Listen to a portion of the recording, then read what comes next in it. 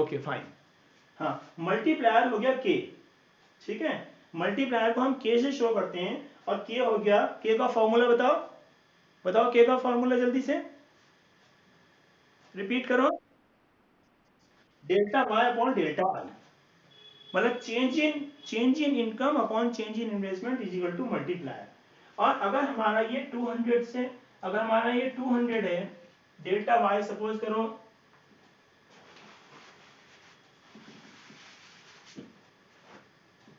Delta Y 200 है, और delta Y 50 है, और ये 200 है, अब मल्टीप्लायर कितना आएगा, मल्टीप्लायर कितना होगा, 4 दिया, 4, यानी कि here income increases 2 time and in this example income increases 4 time. तो which one is better, which one is better, बताओ। 4 टाइम इज बेटर, यानी कि सेम इन्वेस्टमेंट से you are getting 4 time income, और यहाँ पे सेम इन्वेस्टमेंट से you are getting 2 time income. ये क्या हुआ, ये ऐसे कैसे हुआ कि यहाँ पे 4 टाइम, यहाँ 2 टाइम। अब देखो यहाँ पे, यहाँ देखो, ए ने इन्वेस्टमेंट किया, ए परचेज फ्रॉम बी, बी की इनकम बढ़ी, बी की इनकम बढ़ी, फिर सी से परचेज किया, सी की इनकम बढ़ी। अब ये डिपेंड करता है इनकम का इंक्रीज होना कि ये जो बी वाला बंदा है या सी वाला बंदा है, इसने आगे कितने पैसे खर्च किए। अगर ये बी वाला बंदे के मान लिया इसके 50 की इनकम बढ़ी, इसने आगे 50 इनकम स्पेंड नहीं की, 50 में से कुछ बचा लिया पैसा अपने पास सेव कर लिया, और आगे खर्च नहीं किया या कम किया, तो अगले बंदे की इनकम तो कम इंक्रीज होगी ना। बोलो, अगर ये पैसे बचाता है और इसने आगे कम खर्च किए, एक्सपेंडिचर कम किया, तो अगले बंदे की इनकम तो इंक्रीज नहीं होगी ना, कम इंक्रीज होगी। Similarly C does the same thing, C ने भी आगे पैसे खर्च नहीं किए, जितना सी का इनकम बढ़ा इसने कुछ सेविंग कर ली अपने पास, एंड आगे जो नेक्स्ट डी है, डी का इनकम इंक्रीज हुआ बट थोड़ा इनकम इंक्रीज हुआ। तो ये जो डिपेंड करता है कि ये अगले जो बंदे हैं नेक्स्ट वाले, नेक्स्ट राउंड में जो पैसा शिफ्ट हो रहा है, यानी कि कंजम्पशन हो रहा है, वो कितनी क्वांटिटी में हो रहा है। क्या सेविंग में तो पैसा नहीं जा रहा, अगर सेविंग में ज़्यादा पैसे जाएगा और कंजम्पशन में आगे कम जाएगा, तो income will increase, but income will increase less income will increase. So depend करता है कि आपका कंजम्पशन कितना हो रहा है, जो आपके पास इनकम आया ना, जेब में पैसे जो आए, मान लिया आपकी जो इनकम है, सपोज करो कंचन की इनकम 1000 रुपये इंक्रीज हुई, डेल्टा आई 1000 रुपये है, 1000 रुपये इनकम इंक्रीज हुई, उसने 500 रुपये बचा लिए, 500 रुपये खर्च किए, तो जो सेविंग आई उसने डिमांड तो क्रिएट नहीं की, जो सेविंग आई उसके पास, सेविंग कर ली उसने, डिमांड क्रिएट नहीं की। डिमांड क्या क्रिएट करेगा, कंजम्पशन डिमांड क्रिएट करेगा, राइट। जो पैसे खर्च करेगा वही तो दूसरे की इनकम बढ़ाएगा, दैट्स वाई। तो डिपेंड करता है कि ये आगे कितने पैसे खर्च कर रहे हैं, ये डिपेंड करता है इसके एमपीसी पे, marginal propensity to consume. Marginal propensity to consume जो है बेसिक फैक्टर है हमारी डेल्टा वाई का, इनकम के इंक्रीज होने का जो बेसिक फैक्टर है वो मार्जिनल प्रोपेंसिटी टू कंज्यूम है, मतलब how much is change in consumption due to change in income. Income तो बढ़ गई, सारे पैसे अगर आप दबा के बैठ के रखे तो अगले बंदों की तो इनकम बढ़ेगी नहीं। तो जितना ज्यादा एमपीसी होगा, higher the MPC higher will be multiplier. इसको हम एक एग्जांपल के थ्रू देखते हैं, इसको एक एग्जांपल के थ्रू देंगे। अगर आपके पास नोट्स हैं तो आप देख सकते हो, यहाँ पे मैं इसको रब कर देता हूँ यहाँ पे, तो ये नोट कर लेने तो शिफ्ट इन इक्विलिब्रियम क्या होता है, नोट कर लो क्वेश्चन, इतनी देर में मैं रेडी कर रहा हूँ, आप नोट कर लो, क्वेश्चन लिख लो जल्दी से। What do you mean by shift in equilibrium.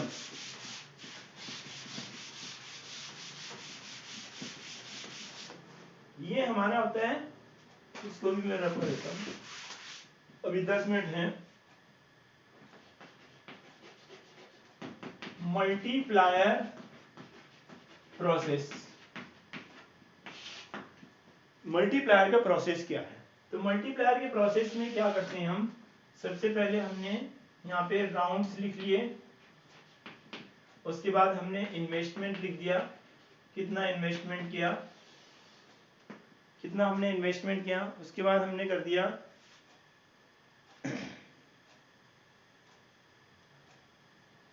Change in income delta Y,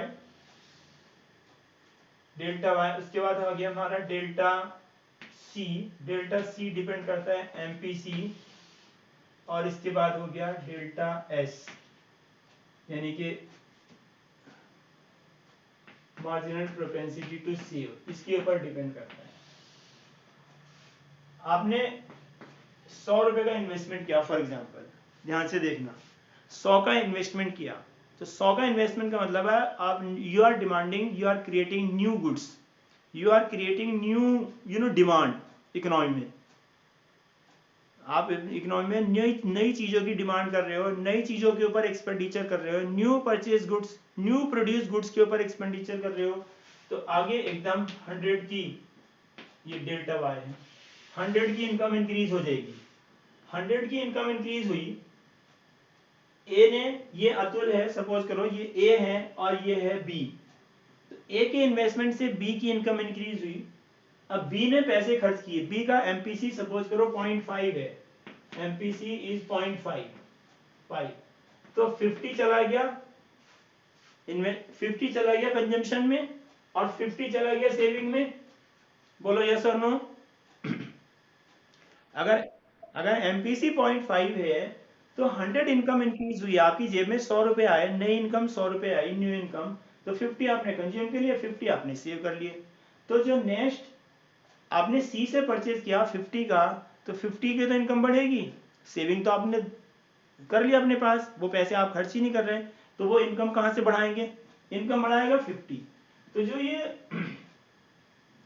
first round हुआ, इसमें क्या हुआ कि आपकी जो इनकम है, सेकंड वाले बंदे की इनकम 50 इंक्रीज होगी, सी की इनकम 50 इंक्रीज होगी, ठीक है, सी की इनकम कितनी इंक्रीज होगी, 50 इंक्रीज होगी, 50 में से फिर उसने एमपीसी क्योंकि 0.5 है तो 25 कंजम्पशन में चला गया और 25 सेविंग में चला गया, 25, एमपीसी 0.5 है, ध्यान रखना इकोनॉमी में एमपीसी 0.5 है, तो 50 का इंक्रीज हुआ, तो सी ने 25 कंज्यूम किया और 25 उसने सेव कर लिया।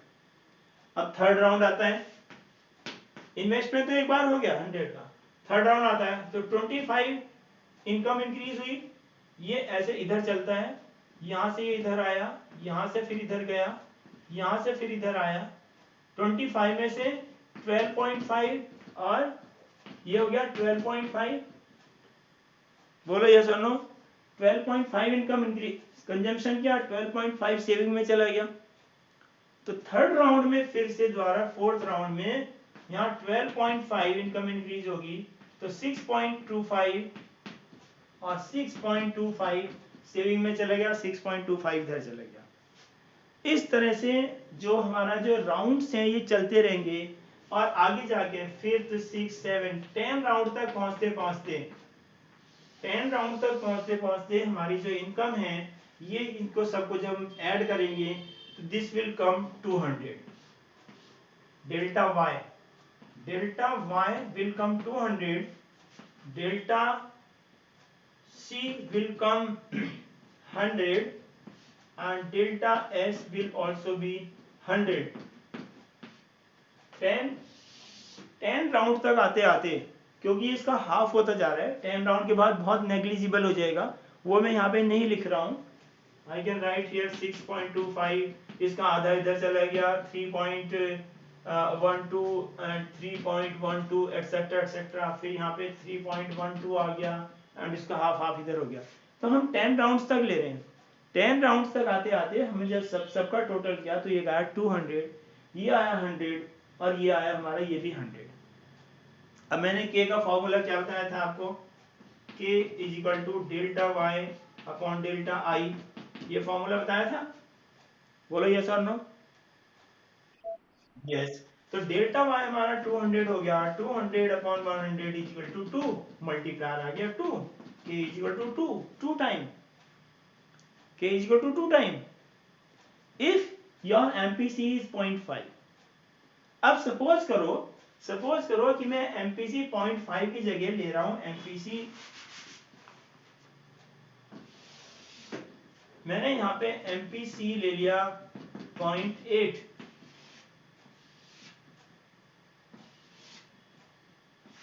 एमपीसी मेरा 0.8 है, यहां पे मेरी जो इन्वेस्टमेंट है वो 100 ही है, तो पहले राउंड में 100 इनकम हुआ, डेल्टा वाई 100, इन्वेस्टमेंट 100, 0.8 है, तो यहां कितनी वैल्यू आएगी बताओ, what value will come here. अगर एमपीसी 0.8 है, ये एमपीसी 0.5 था तो 50 आया था, एमपीसी 0.8 है तो यहां क्या आएगा, क्या बात कर रहे हो बेटा, एमपीसी 0.8 था तो ये इसका आधा हो गया, हाफ इनकम इंक्रीज हुई।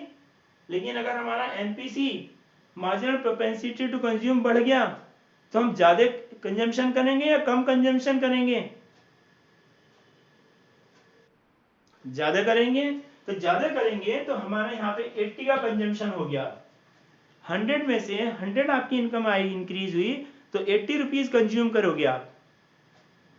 0.8 एमपीसी का मतलब है कि आपने 80% कंज्यूम कर लिया, 0.5 एमपीसी का मतलब है कि आपने 50% कंज्यूम किया। बोलो यस और नो। हाँ भाई 50 का कंजम्पशन किया, 100 आपकी इनकम थी, तो 50 अपॉन 100 0.5 आ गया ना, 0.5 आया ना एमपीसी। सिमिलरली हियर एमपीसी 0.8 है तो 80 अपॉन 100, 80 अपॉन 100 तभी तो 0.8 आएगा एमपीसी। तो एमपीएस डेल्टा एस या एमपीएस कितना होगा बताओ, अगर ये एमपीसी 0.5 है तो ये भी 0.5 होगा, तो ये क्या होगा 0.2, एमपीसी एमपीएस 0.2 होगा ना। अब बताओ सेविंग कितनी आएगी यहाँ पे, 20 सेविंग आ गई। अब नेक्स्ट राउंड में जो सेकंड राउंड होगा, ये यहाँ पे क्या वैल्यू आएगी बोलो, 80 आएगी, 80 का 80% 64, 64 एमपीसी है, ये 16 आ गया यहाँ पे,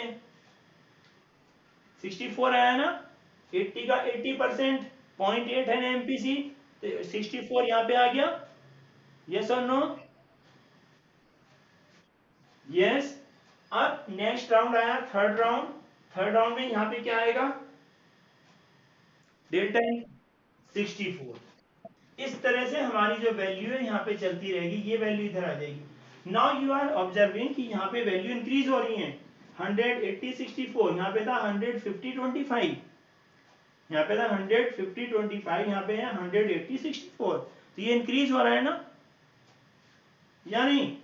तो अब हम हमारी अगर हम 10 राउंड तक जाएंगे, 4 5 6 ये डेड करेंगे हम, तो यहाँ पे हमारा जो डेल्टा वाई है, डेल्टा वाई वो भी बड़ा वैल्यू आएगी ना, बड़ा वैल्यू आएगी, बड़ा वैल्यू। अब बड़ा वैल्यू कितना आएगा ये हमें बताने के लिए एमपीसी है, मान लिया सपोज करो यहाँ 500 आया, 500 आया तो यहाँ पे आएगा 400 और यहाँ पे आएगा 100, this has already been calculated. मैंने आपको k का फॉर्मूला बताया, k is equal to delta Y upon delta I. k का एक और फॉर्मूला होता है क्या, कि MPC 1 upon k is equal to 1 upon 1 minus MPC, ये फॉर्मूला भी है, k is equal to 1 upon 1 minus MPC, ये फॉर्मूला भी है k का। तो अगर हम k का फॉर्मूला ये वाला फिट करते हैं यहाँ पे,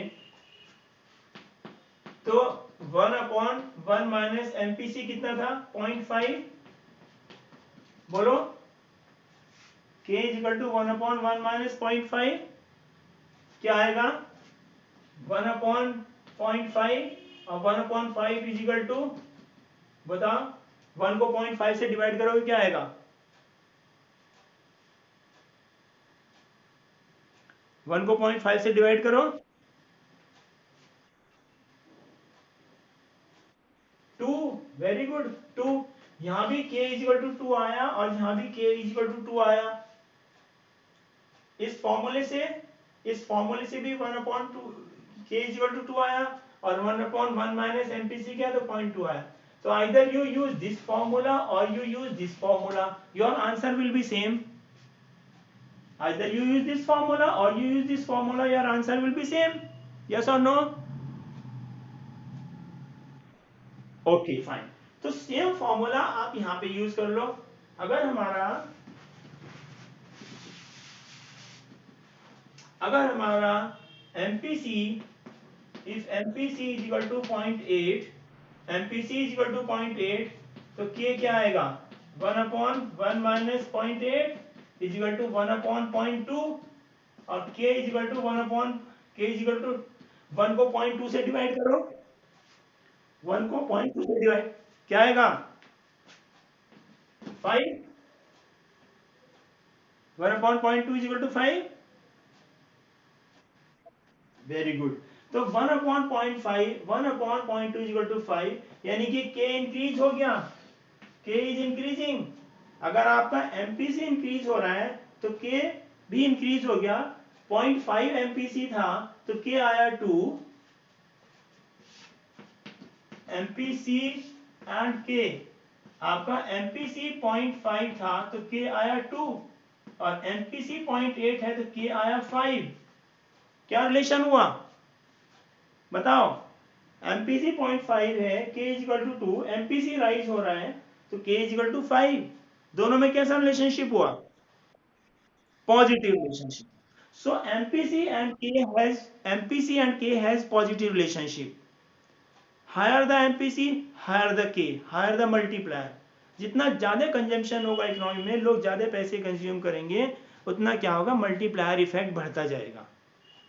दैट इज वाई सब बोलते हैं कि भाई पैसे खर्च करो. गवर्नमेंट बोलती है अगर किसी के पास पैसे कम भी हैं तो गवर्नमेंट अपने पास से उसे पैसे देती है कि भाई पैसे खर्च करो. पुअर लोगों की हेल्प करती है. प्राइम मिनिस्टर ने कहा भाई 1,000 रुपये 2,000 रुपये सबके अकाउंट में डाल रहे हैं. क्यों डाल रहे हैं, क्या होगा उससे, लोगों की जेब में पैसे होंगे, उसकी वजह से क्या होगा कि एक तो उनकी जो मिनिमम कंजम्पशन है वो हो जाएगा, मिनिमम नीड्स पूरी हो जाएंगी. फिर वो पैसा मार्केट में जाएगा, दैट विल रेज डिमांड, वो एग्रीगेट डिमांड को बढ़ाएगा. Higher the consumption higher the aggregate demand, higher the investment higher the aggregate demand. C+I aggregate demand के कंपोनेंट हैं. तो अगर C बढ़े या I बढ़े, एग्रीगेट डिमांड तो बढ़ेगा. आप समझ रहे हैं ना. तो इस तरह से हमारा ये मल्टीप्लायर का इफेक्ट चलता है. तो आप यहाँ पे एक क्वेश्चन और लिख लो, 2-3 क्वेश्चन है. एक तो क्वेश्चन हो गया what do you mean by multiplier process. Multiplier का प्रोसेस क्या होता है, ये पूरा मल्टीप्लायर का प्रोसेस है. अगर 4 मार्क्स का 6 मार्क्स का क्वेश्चन आता है तो आपको ये पूरी टेबल बनानी है. And table is not difficult. आपको मैंने सबसे आसान इजी वाले जो वैल्यूज हैं वो यहाँ पे लिए हैं. 100 ले लिया, यहाँ पे 100 इंक्रीज कर दिया. MPC 0.5 ले लो, हाफ कंजम्पशन में चला गया, हाफ सेविंग में चला गया. फिर ये 50 यहाँ पे कॉपी कर लो, इसका हाफ इसका हाफ, फिर ये 25 इधर आ गया, इसका हाफ इसका हाफ, टोटल मान लो. ये total will be same and not need to show everything. 10 point तक लाना की जरूरत नहीं है. You can show only up to 3 और 4 and it will be understood कि हाँ भी बच्चे को आता है तो उसने ये वैल्यू निकाल के यहाँ पे दे दी. उसको प्रोसेस मालूम है, यही एग्जामिनर को देखना आता है कि इसको प्रोसेस पता है क्या नहीं पता. ये हो गया. So what do mean by multiplier process. एक तो ये क्वेश्चन हो गया, explain with the help of numerical example. Questions दिए हुए हैं, नोट्स में लिखे हुए हैं, क्वेश्चंस भी लिखे हुए हैं, आंसर भी लिखे हुए हैं, और सारी चीजें लिखी हुई हैं. वहां पे आप एक बार और रीड कर लेना. और ये मैंने दूसरा एग्जाम्पल दिया आपको जहाँ पे MPC 0.8 है, यहाँ पे MPC 0.5 का एग्जाम्पल है, यहाँ पे MPC 0.8 का एग्जाम्पल है. तो किस तरह से हमारी जो डेल्टा पाई है 500 आया, ये आपको मैंने बता दिया. ठीक है, तो ये आप कर लेना सर. हाँ बोलो.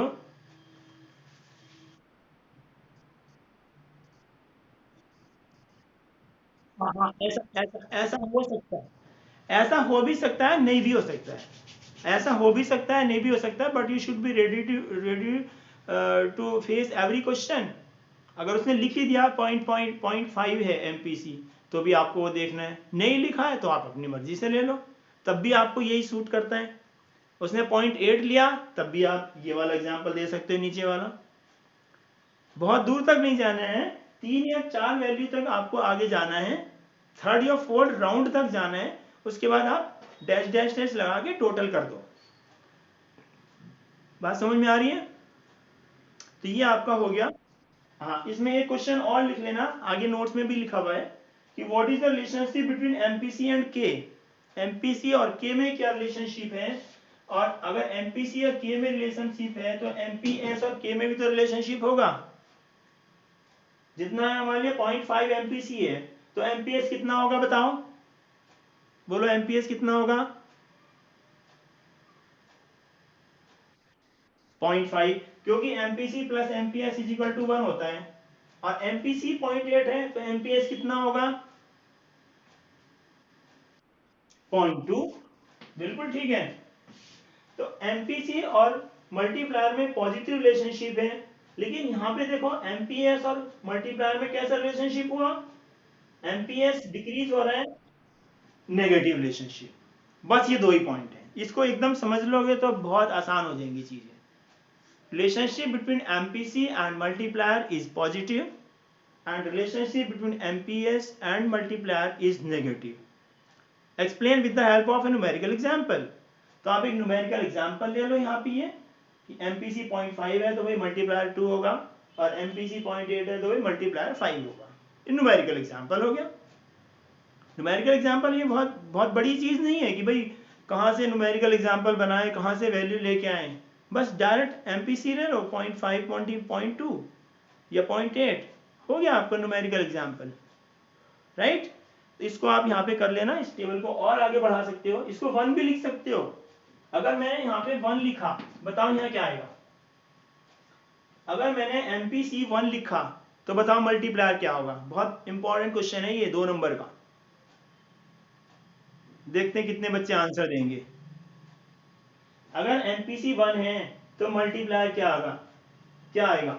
MPC की जगह 1 लिख दो, 1 माइनस 1, 1/1 माइनस 1, बताओ जरा। Infinity, infinity. अरे 1/1 minus 1 zero, 1/0, 1/0 is equal to 1/0 is equal to infinity. मतलब income will increase in finite time. अगर एमपीसी 1 है, लॉजिक क्या है, एमपीसी अगर आपका 1 है, सुनो, 1 का मतलब है you are spending all your income. आपने पैसा, एक पैसा भी सेव नहीं किया, आप सारी इनकम कंज्यूम कर रहे हो, तो आपका पूरा का पूरा पैसा इधर चला गया। सुनो ध्यान से, आपका पूरा पैसा इधर चला गया, 100 ये 100 ये होगा, यहाँ 0 आ जाएगा। अगर एमपीसी 1 है तो यहाँ 100 है, फिर यहाँ फिर से 100 आ जाएगा, इसमें भी यहाँ 100, इधर इधर 0, फिर ये 100 इधर आ जाएगा, इधर 100 इधर 0। ये तो चलते ही रहेगा राउंड, कभी कभी एंड नहीं होगा ये।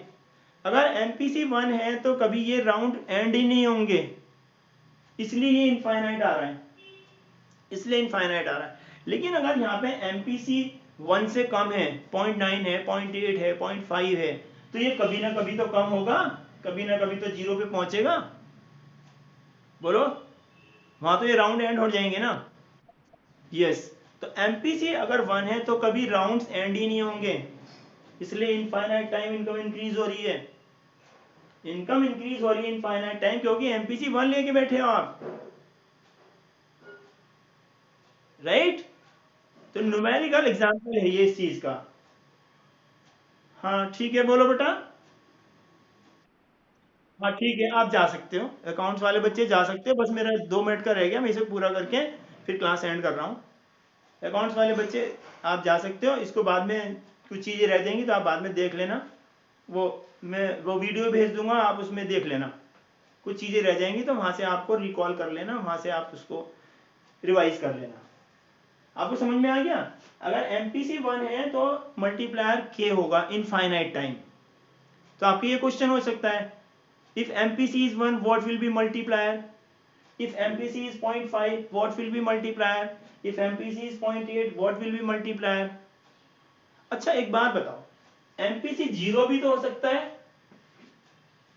एमपीसी जीरो का मतलब आपकी इनकम बढ़ी, आपने कुछ पैसा कंज्यूम ही नहीं किया, सारा लेके बैठे हो, एक पैसा भी आपने कंज्यूम नहीं किया।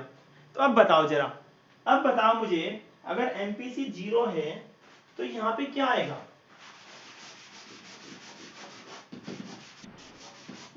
हाँ, एमपीसी जीरो है, यहाँ क्या आएगा? 1? नो नो, एमपीसी जीरो है, आपकी इनकम आई 100, तो कितना पैसा कंज्यूम करोगे? डेल्टा सी क्या होगा? एमपीसी जीरो कब आता है? एमपीसी जीरो कब आएगा? When delta delta C upon delta Y. ठीक है, आपने कंजम्पशन एक भी पैसा नहीं किया, आपकी इनकम इंक्रीज हुई, इनकम इंक्रीज हुई 100 रुपए, आपकी 100 रुपीज इनकम इंक्रीज हुई, आपने कुछ भी पैसा कंज्यूम नहीं किया, जो इंक्रीज वाली इनकम आई उसमें से बता रहा हूं मैं, पहले तो कंजम्पशन कर ही रहे हो आप, जो पैसा इंक्रीज हुआ, आपकी इनकम इंक्रीज हुई, आपकी सैलरी 100 रुपए बढ़ गई, आपने 100 रुपए में से एक भी पैसा खर्च नहीं किया, तो 0/100 हो गया ना। डेल्टा सी मतलब कंजम्पशन में कितना चेंज आया? कुछ भी चेंज नहीं आया, कंजम्पशन पहले के जितना है। ठीक है, तो 0/100 is equal to zero, MPC zero. अगर एमपीसी जीरो है तो यहाँ पे डेल्टा सी कंजम्पशन में चेंज क्या होगा?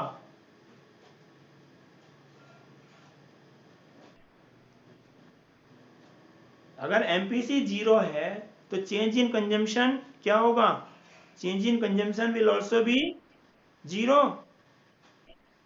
बोलो, समझ में आई ये बात क्या नहीं आई, पहले बताओ, बोलिए, बोलो बोलो करण थापा, सूरज। एमपीसी अगर एमपीसी जीरो कब आएगा बताओ, बोलो। अब आवाज नहीं आ रही मेरी? हेलो, आ रही है अंजलि पांडे? ओके बेटा, ठीक है।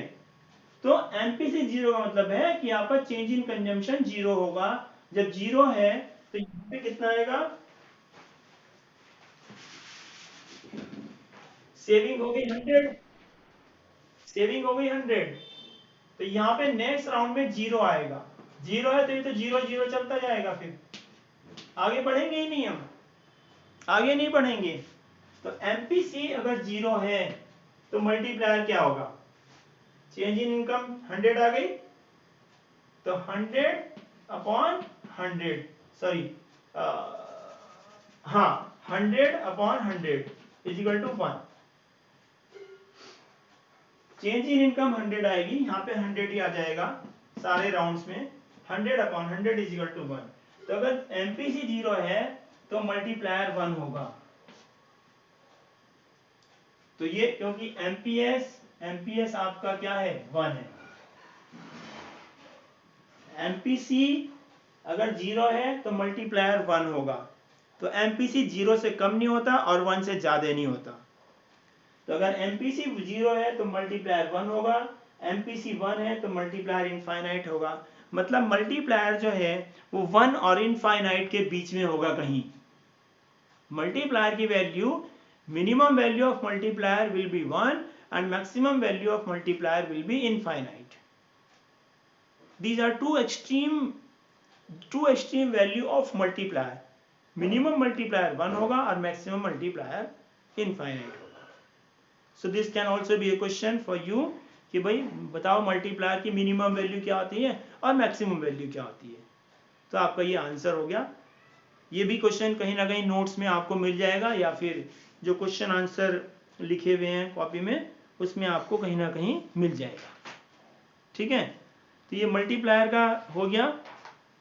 इसमें मल्टीप्लायर में एक चीज और है, ध्यान से सुनना, कि मल्टीप्लायर का इफेक्ट क्या होता है, पॉजिटिव क्या नेगेटिव? बोलो। मल्टीप्लायर पॉजिटिव होता है। अगर मल्टीप्लायर जितना ज्यादा होगा इनकम उतनी ज्यादा राइज होगी, क्योंकि इन्वेस्टमेंट इंक्रीज हुआ था। इन्वेस्टमेंट ये जो आई है ना, ये बेसिक इसका ये है, यहां से शुरू हुआ, यहां से शुरू हुआ और फिर एमपीसी, ये दो चीजें जो हैं ये मल्टीप्लायर को गाइड कर रही हैं। एक तो एमपीसी और एक इन्वेस्टमेंट, जो कि इन्वेस्टमेंट हम कर रहे हैं, ठीक है, दो चीजें गाइड कर रही हैं। तो मल्टीप्लायर जो है, मल्टीप्लायर का दो तरह का एक्शन होता है। अगर जो इन्वेस्टमेंट इंक्रीज हुआ तो मल्टीप्लायर इंक्रीज होगा, लेकिन अगर कहीं इकोनॉमी में इन्वेस्टमेंट डिक्रीज हो गया, डिक्रीज भी तो हो सकता है, एक फैक्ट्री बंद हो गई फॉर एग्जांपल, एक फैक्ट्री बंद हो गई, न्यू इन्वेस्टमेंट तो हुआ नहीं, किसी भी बिजनेसमैन ने न्यू इन्वेस्टमेंट नहीं किया, बल्कि जो और पहले का इन्वेस्टमेंट था वो भी कम कर लिया उन्होंने, डिक्रीज कर लिया। तो अब क्या होगा? अब ये होगा कि जो इन्वेस्टमेंट डिक्रीज हो गया है वो भी क्या होगा, उससे भी जो इनकम जनरेट हो रही थी वो बंद हो जाएगी। बोलो यस और नो? इन्वेस्टमेंट के डिक्रीज होने से जो इनकम इंक्रीज हो रही थी, लोगों की इनकम मिल रही थी, आउटपुट हो रहा था, वो भी कम हो जाएगा। बोलो।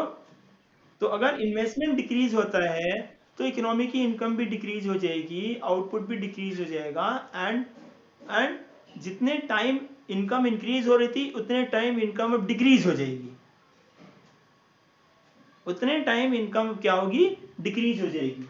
तो जो मल्टीप्लायर है, बस लास्ट टॉपिक है ये इसका, एक होता है forward, forward action of multiplier, और एक होता है backward action.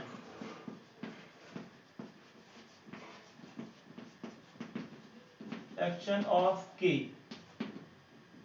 Forward action means increase in income and backward action means decrease in income. Forward action means increase in income, income increase होगी, इनकम इंक्रीज होगी के टाइम इकोनॉमी में due to increase in investment, and due to decrease in investment income will fall K time.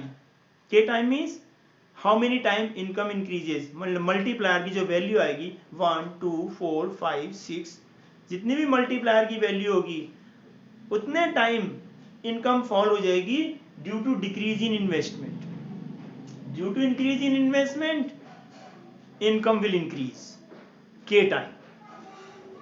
So this is called forward action of multiplier and this is called backward action of multiplier. तो ये भी question लिखा हुआ है यहाँ पे, what do you mean by backward action and forward action of multiplier? What is forward action of multiplier? What is backward action of multiplier? Right? तो इस तरह से हम इस क्वेश्चन को भी कर सकते हैं। तो आपका जो ये मल्टीप्लायर वाला टॉपिक है ये यहाँ पे मैं एंड कर रहा हूँ, इसको आप और अच्छे से पढ़ लेना, नोट्स में पढ़ लेना, और फिर कल जो है हम इसमें कुछ और आगे चीज़ें करेंगे, वो कल के टॉपिक हम देख लेंगे, बता देंगे आपको कि क्या करेंगे। आप नोट्स में पढ़ लेना और आगे क्या लिखा हुआ है, राइट?